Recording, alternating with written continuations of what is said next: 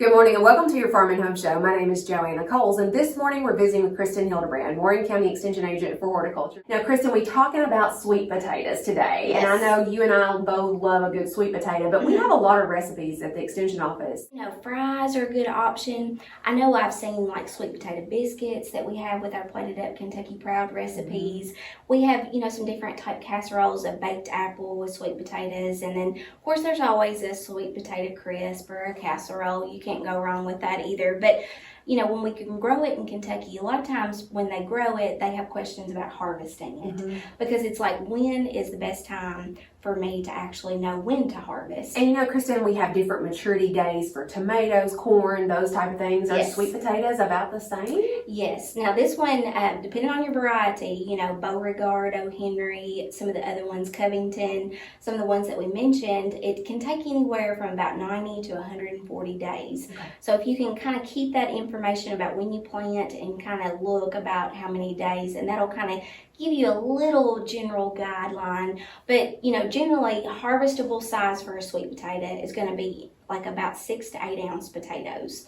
So a lot of times people will do like a test dig where they look to see if their, you know, potatoes have reached that size, and once they feel like it has, then they'll go ahead and decide to harvest. So a lot of times you have to kind of use either, I know people will use either hand dig it. What they'll do is they'll actually cut the vines from the sweet potato first, so that way that they can kind of get to the sweet potatoes themselves a little bit easier, because sometimes it's a little hard to kind of see exactly where they're at underneath the ground. So they'll cut off all the viney foliage first, get that out of the way, and then they'll go back in and actually look about, you know, if they've reached that good size. So if you can do that, I would highly recommend it. You know, a lot of times people will say, do I need to wash my sweet potatoes right after?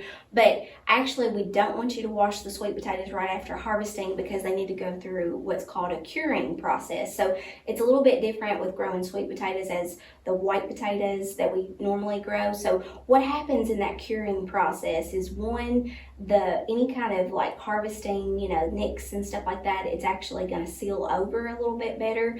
And so a lot of times what happens too, number two, is that those starches in that potato are also going to switch over to the sugar. So that's where it gets really, really sweet.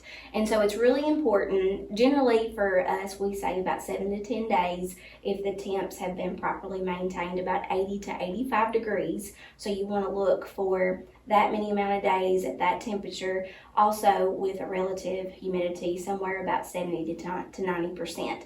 And so you may ask, you know, how do I know? A lot of times what they'll do is they'll put the sweet potatoes after they've harvested them, and then they'll put them under a shade tree and just leave them under the shade tree. Because if you think about it, our summer days, or our days, even into the fall, if you've got a late succession planting of it, it can get really warm. So that might be an opportunity. Some home gardeners, they can do crates and things like that where they get it off the ground, and then they can make sure that they properly maintain it at that temperature. So the curing is really important, and like I said, you have to go through that amount of days. The other thing is that when you're storing these sweet potatoes, is that they can keep for a long time, but generally what we're recommending is kind of a cooler, like a basement or a cellar.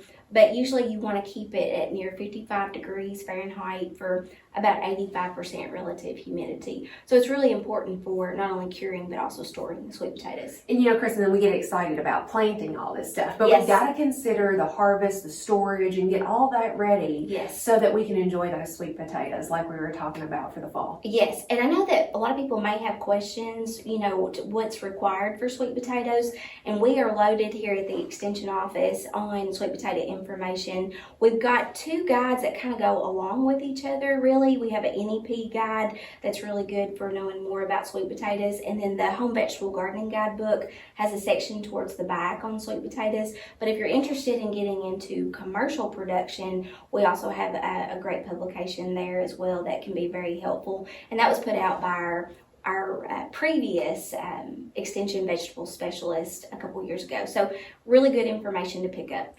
Thanks for watching and have a great day.